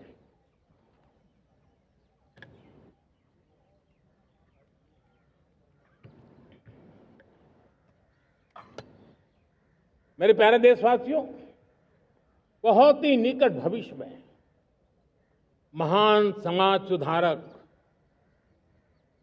महात्मा ज्योतिबा फुले जी की 200वीं जयंती आ रही है। हम उस जयंती के समारोह शुरू करने जा रहे हैं और महात्मा ज्योतिबा फुले के सिद्धांत, उन्होंने जो मंत्र दिए, उसमें हमारे लिए प्रेरणा है। पिछड़े को प्राथमिकता, पिछड़े को प्राथमिकता देते हुए हम परिवर्तन की ऊंचाइयों को प्राप्त करना चाहते हैं। हम इसके लिए परिश्रम की पराकाष्ठा करना चाहते हैं। हम पारदर्शी नीतियों के द्वारा पिछड़ों को प्राथमिकता, ये हम धरती पर उतारना चाहते हैं, हर पिछड़े के जीवन में उतारना चाहते हैं।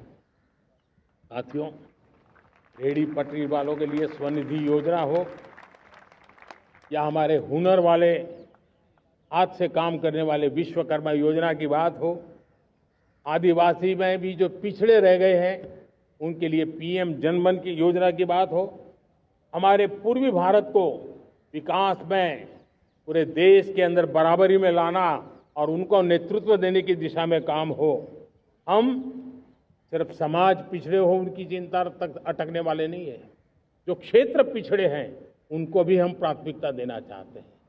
जो जिले पिछड़े रहे हैं हम उनको प्राथमिकता देना चाहते हैं। जो ब्लॉक पिछड़े रहे हैं उनको प्राथमिकता देना चाहते हैं। हमने 100 एस्पिरेशनल डिस्ट्रिक्ट, 500 एस्पिरेशनल ब्लॉक, उसी मिशन में काम किया है। हमने पूर्वी भारत के विकास के लिए हजारों करोड़ रुपए के इंफ्रास्ट्रक्चर के प्रोजेक्ट को बल दिया है। हमने पूर्वी भारत के जीवन को बदल करके देश की विकास यात्रा में भागीदार बनने का, मेरे प्यारे देशवासियों, जीवन हर क्षेत्र में विकास होना चाहिए। विकास के लिए खेल का भी महत्व होता है। और मुझे खुशी है कि एक जमाना था जहाँ बच्चे खेल में अगर समय लगाते हैं तो माँ बाप ज्यादा पसंद नहीं करते थे। आज एकदम से उलट गया है। अगर बच्चे खेलकूद में आगे आते हैं, रुचि लेते हैं, तो माँ बाप गर्व से भर जाते हैं। मैं इसे एक शुभ संकेत मानता हूं। मेरे देश के परिवार के अंदर खेल को प्रोत्साहन का वातावरण मैं देखता हूं, मेरा मन गर्व से भर जाता है। मैं इसे देश के भविष्य के लिए बहुत शुभ संकेत मानता हूं।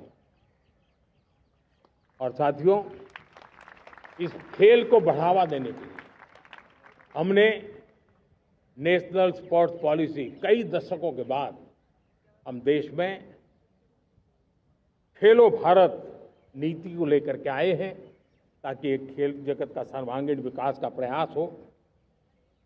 स्कूल से लेकर के ओलंपिक तक हम एक पूरा इकोसिस्टम डेवलप करना चाहते हैं, चाहे कोचिंग की व्यवस्था हो, फिटनेस की बात हो,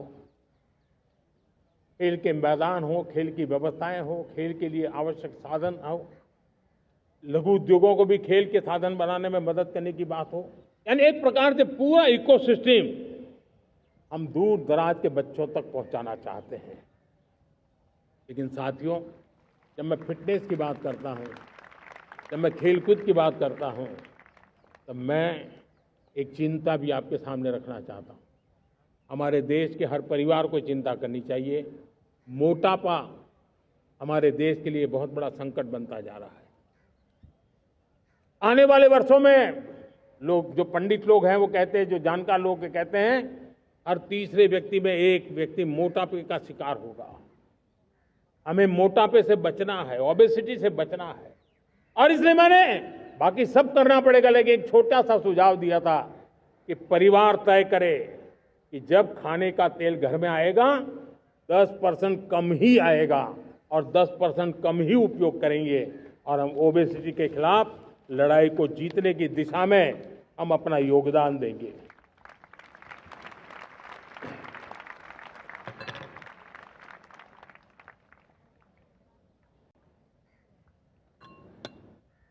मेरे प्यारे देशवासियों, हमारा देश भाग्यवान है। हजारों साल की विरासत के हम धनी हैं, और वो हमें निरंतर ऊर्जा मिलती है, प्रेरणा मिलती है, त्याग और तपस्या की राह मिलती है। आज गुरु तेग बहादुर, यह वर्ष गुरु तेग बहादुर जी का 350वां शहीदी वर्ष है। देश की संस्कृति की रक्षा, भारत के मूल्यों की रक्षा के लिए उन्होंने अपना सब कुछ न्योछावर कर दिया। मैं आज उनको नमन करता हूं। साथियों, हमारी संस्कृति की ताकत हमारी विविधता है। हम विविधता को सेलिब्रेट करना चाहते हैं। हम विविधता को सेलिब्रेट करने की आदत बनाना चाहते हैं। यह हमारा गौरव है कि हमारा भारत माँ का यह बगीचा कितने विविध प्रकार के फूलों से सजा हुआ है, कितनी विविधताएं हैं। ये विविधता हमारे लिए एक बहुत बड़ा, हमारी विरासत है, बहुत बड़ा गौरव है। हमने प्रयागराज के महाकुंभ में देखा भारत की विविधता को कैसे जिया जाता है। एक स्थान पर करोड़ों लोग, एक ही भाव, एक ही प्राण, एक ही प्रयास,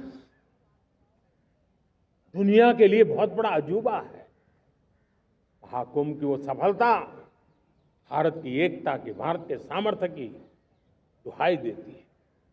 साथियों, हमारा देश भाषाओं की विविधता से बहुत ही भरा हुआ है, पुलकित है, और इसीलिए हमने मराठी, असमिया, बांग्ला, पाली, प्राकृत को क्लासिकल लैंग्वेज का दर्जा दिया है। और मेरा मत है, हमारी भाषाएं जितनी विकसित होगी, हमारी सभी भाषाएं जितनी समृद्ध होगी, हमारे नॉलेज के सिस्टम को भी उतना ही बल मिलने वाला है। और हमारी वो ताकत है, आज जब डेटा का जमाना है ना, तो ये ताकत दुनिया के लिए भी बड़ी ताकत बन सकती है। इतना सामर्थ्य हमारी लैंग्वेज में। हमें हमारी सभी भाषाओं पर गर्व होना चाहिए।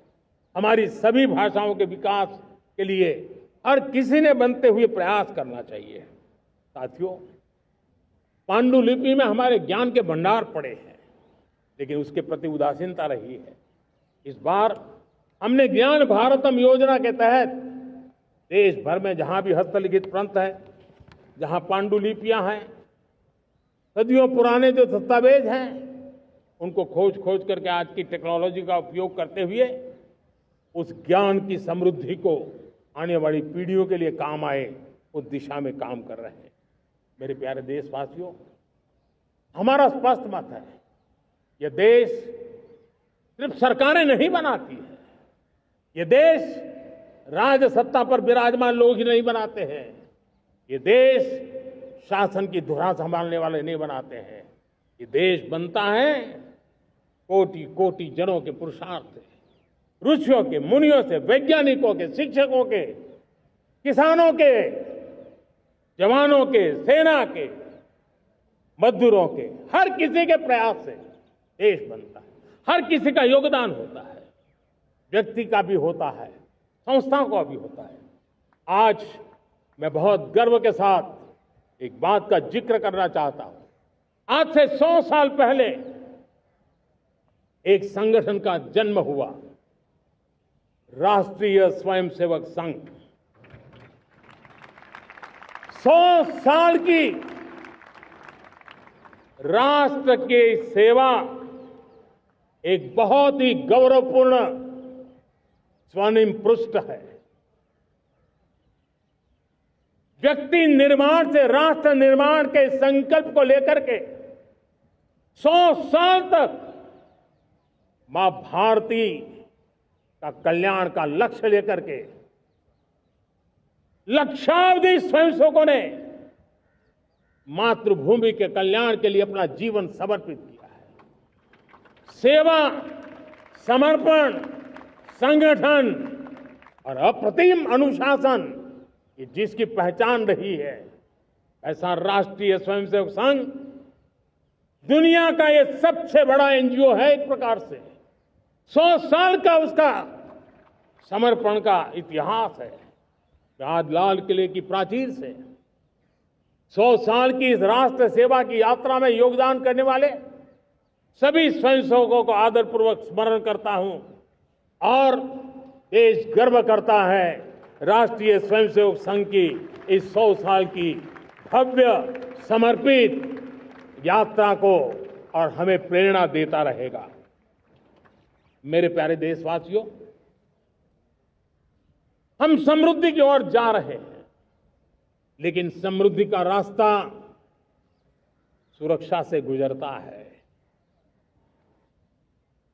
पिछले 11 वर्षों में राष्ट्र सुरक्षा, राष्ट्र रक्षा, राष्ट्र के नागरिकों की रक्षा, इन सभी मोर्चों पर हमने पूरे समर्पण भाव से काम किया है।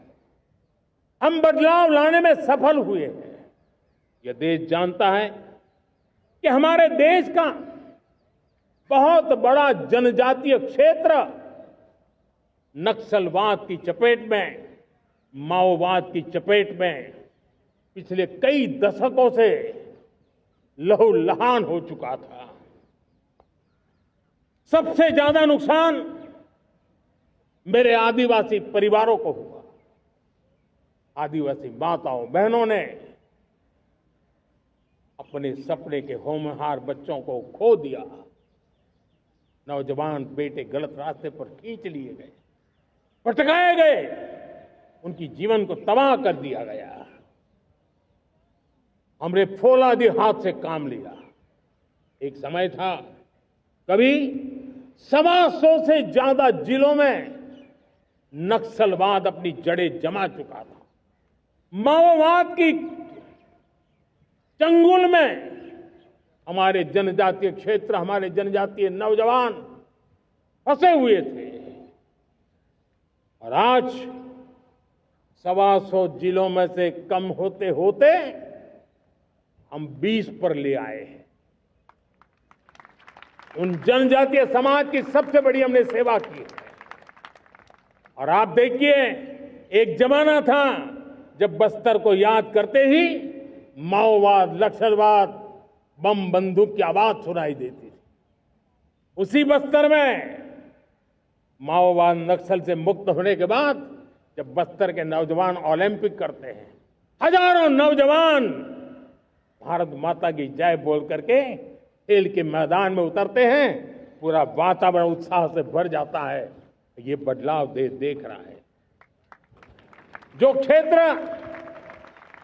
कभी रेड कॉरिडोर के रूप में जाने जाते थे, वो आज विकास के ग्रीन कॉरिडोर बन रहे हैं। साथियों, हमारे लिए गर्व की बात है, भारत के नक्शे में जिन क्षेत्रों को लहूलुहान कर दिया गया था, लाल रंग से रंग दिया गया था, हमने वहां संविधान, कानून और विकास का तिरंगा फहरा दिया है। मेरे प्यारे देशवासियों,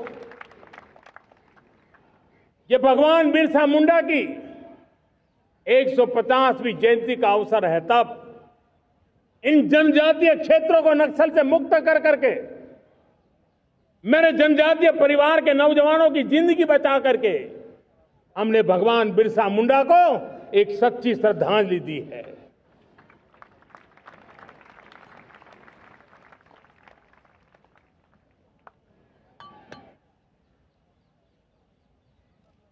मेरे प्यारे देशवासियों, मैं आज देश के सामने एक चिंता, एक चुनौती के संबंध में आगाह करना चाहता हूं। षड्यंत्र के तहत, सोची समझी साजिश के तहत देश की डेमोग्राफी को बदला जा रहा है। एक नए संकट के बीज बोए जा रहे हैं और ये घुसपैठिए मेरे देश के नौजवानों की रोजी रोटी छीन रहे हैं। एक घुसपैठिए मेरे देश की बहन बेटियों को निशाना बना रहे हैं। ये बर्दाश्त नहीं होगा। ये घुसपैठिए भोले भाले आदिवासियों को भ्रमित करके उनकी जमीनों पर कब्जा कर रहे हैं। ये देश सहन नहीं करेगा। और इसलिए मेरे प्यारे देशवासियों, जब डेमोग्राफी परिवर्तन होता है, सीमावर्ती क्षेत्रों में डेमोग्राफी में परिवर्तन होता है, तब राष्ट्रीय सुरक्षा के लिए संकट पैदा होता है।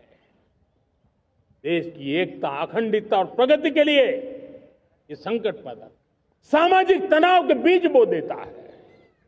और कोई देश अपना देश घुसपैठियों के हवाले नहीं कर सकता है। दुनिया का कोई देश नहीं कर सकता है, तो हम भारत को कैसे कर सकते हैं? हमारे पूर्वजों ने त्याग और बलिदान से आजादी पाई है, हमें स्वतंत्र भारत दिया है। उन महापुरुषों के प्रति हमारा कर्तव्य है कि हम हमारे देश में ऐसी हरकतों को स्वीकार न करें। उनकी सच्ची श्रद्धांजलि होगी। और इसलिए मैं आज लाल किले की प्राचीर से कहना चाहता हूं, हमने एक हाई पावर्ड डेमोग्राफी मिशन शुरू करने का निर्णय किया है। ये मिशन, इस मिशन के द्वारा ये जो भीषण संकट नजर आ रहा है, भारत पे मंडरा रहा है जो संकट है, उसको निपटाने के लिए तय समय में सुविचारित, सुनिश्चित रूप से अपने कार्य को करेगा। उस दिशा में हम आगे बढ़ रहे हैं। मेरे प्यारे देशवासियों, कल जन्माष्टमी का पावन पर्व है। भगवान श्री कृष्ण का जन्मोत्सव देश में मनाया जाता है। साथियों, जब मुझे भगवान श्री कृष्ण याद आते हैं तो हम देख रहे हैं कि पूरे विश्व में आज युद्ध के तौर तरीके बदल रहे हैं। हमने देखा है कि भारत युद्ध के हर नए तौर तरीकों को निपटने में समृद्ध है। हमने ऑपरेशन सिंदूर में दिखा दिया है। टेक्नोलॉजी में जो भी महारत थी, पाकिस्तान ने हमारे सैन्य ठिकानों पर, हमारे एयरबेस पर, हमारे संवेदनशील स्थानों पर, हमारे आस्था के केंद्रों पर, हमारे नागरिकों पर मिसाइल्स, ड्रोन अनगिनत मात्रा में उन्होंने वार किया। देश ने देखा है। लेकिन देश को सुरक्षित रखने के जो प्रयास पिछले 10 साल में हुए हैं, उस ताकत का परिणाम था कि उनके हर हमले को हमारे जाबाजों ने और हमारी टेक्नोलॉजी ने तिनके की तरह बिखेर दी।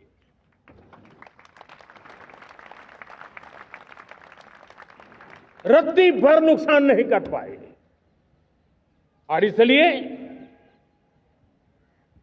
जब युद्ध के मैदान में टेक्नोलॉजी का विस्तार हो रहा है, टेक्नोलॉजी हावी हो रही है, तब राष्ट्र की रक्षा के लिए, देश के नागरिकों की सुरक्षा के लिए हमें भी, हमने जो आज महारत पाई है वो महारत का और विस्तार करने की जरूरत है।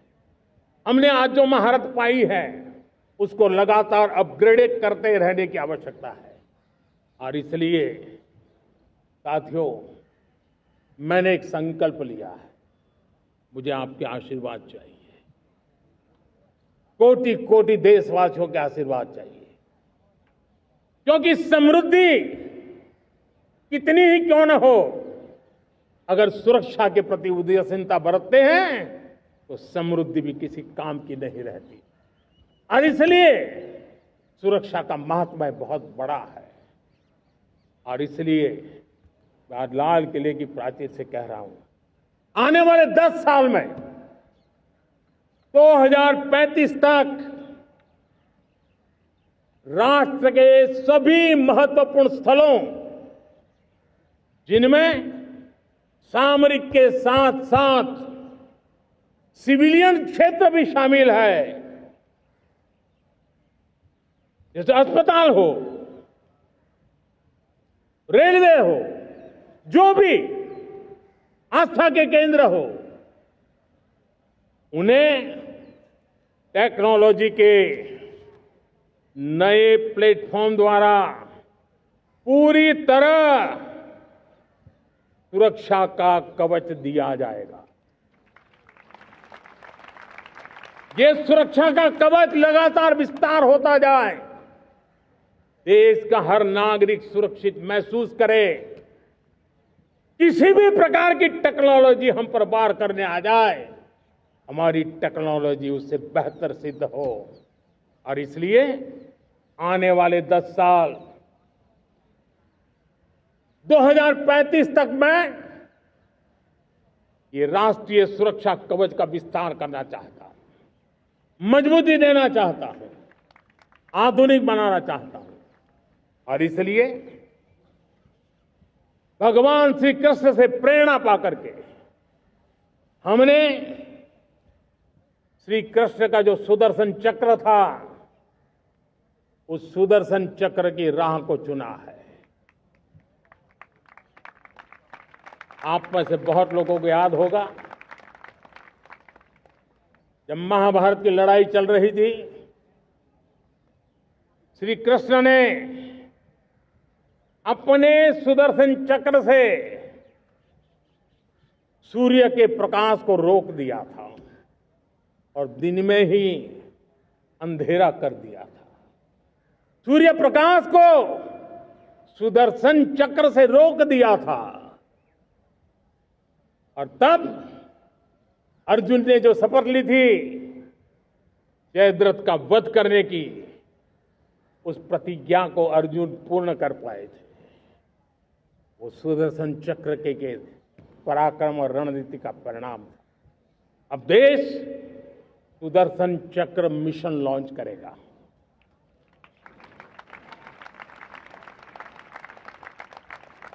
ये मिशन सुदर्शन चक्र एक पावरफुल वेपन सिस्टम दुश्मन के हमले को न्यूट्रलाइज तो करेगा ही करेगा, लेकिन कई गुना ज्यादा दुश्मन पर हिट बैक करेगा।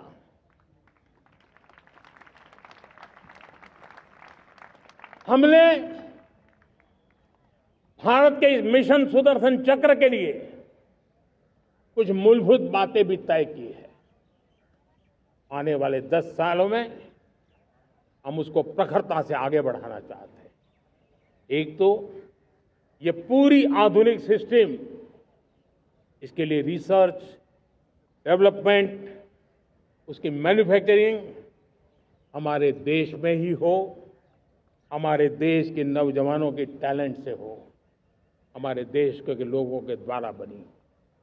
दूसरा, एक ऐसी व्यवस्था होगी जो वॉरफेयर के हिसाब से भविष्य में क्या क्या संभावनाएं हैं उसका हिसाब किताब लगा करके +1 की स्ट्रेटेजी वर्कआउट करेगी। और तीसरा सुदर्शन चक्र की एक ताकत थी, वो बहुत ही प्रिसाइज, जहां जाना था वहीं जाता था और वापस श्री कृष्ण के पास लौट के आता था। हम इस सुदर्शन चक्र के द्वारा भी टारगेटेड प्रिसाइज एक्शन के लिए भी व्यवस्था को विकसित करने की दिशा में आगे बढ़ेंगे।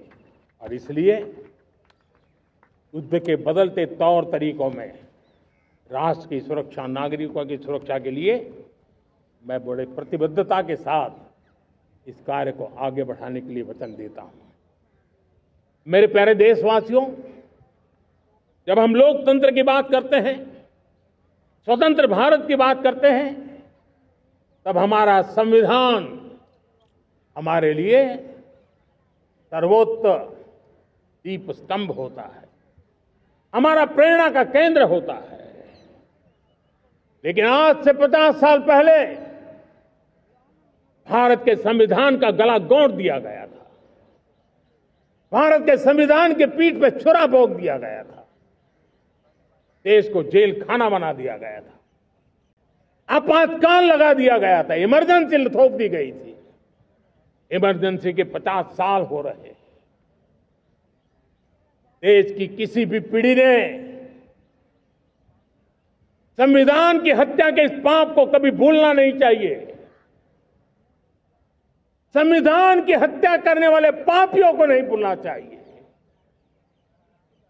और हमें भारत के संविधान के प्रति अपने समर्पण को और मजबूती देते आगे बढ़ना चाहिए। वो हमारी प्रेरणा है।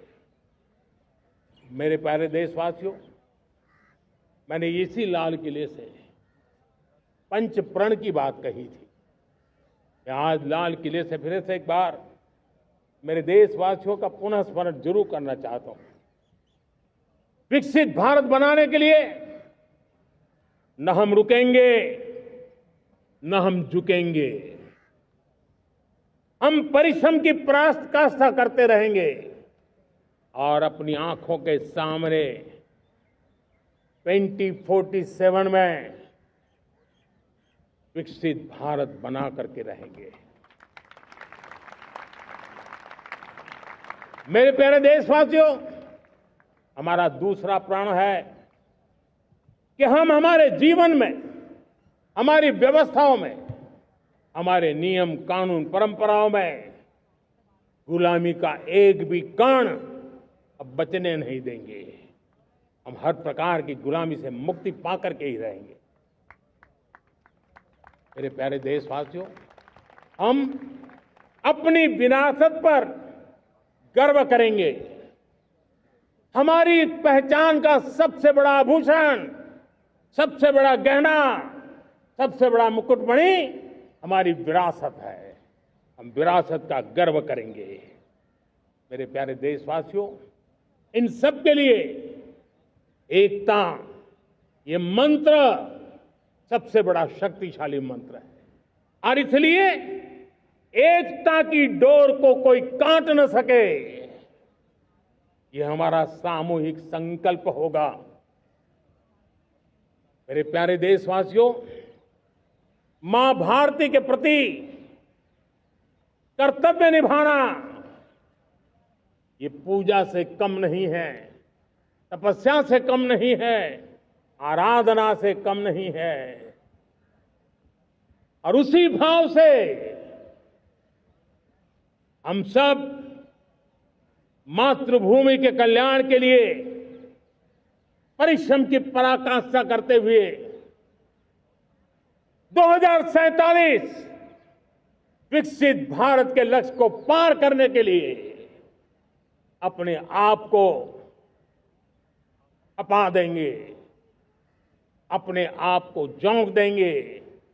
जो भी सामर्थ्य है, कोई भी अवसर को छोड़ेंगे नहीं।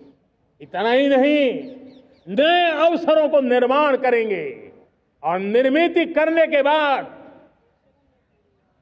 हम 140 करोड़ देशवासियों के सामर्थ्य से आगे बढ़ते ही रहेंगे, बढ़ते ही रहेंगे, बढ़ते ही रहेंगे।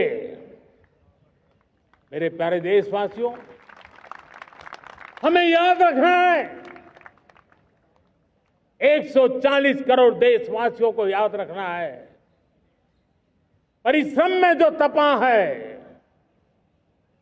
परिश्रम में जो तपा है, उसने ही तो इतिहास रचा है। परिश्रम में जो तपा है, उसने ही तो इतिहास रचा है। जिसने फौलादी चट्टानों को तोड़ा है, जिसने फौलादी चट्टानों को तोड़ा है, उसने ही समय को मोड़ा है। जिसने फौलादी चट्टानों को तोड़ा है, उसने ही समय को मोड़ा है। और समय को मोड़ देने का भी, समय को मोड़ देने का भी यही समय है, सही समय है। मेरे प्यारे देशवासियों, एक बार फिर आप सबको आजादी के इस महान पर्व की अनेक अनेक शुभकामनाएं देता हूं, बहुत बहुत बधाई देता हूं। मेरे साथ बोलेंगे, जय हिंद, जय हिंद, जय हिंद। भारत माता की, भारत माता की, भारत माता की। वंदे, वंदे, वंदे। बहुत बहुत धन्यवाद।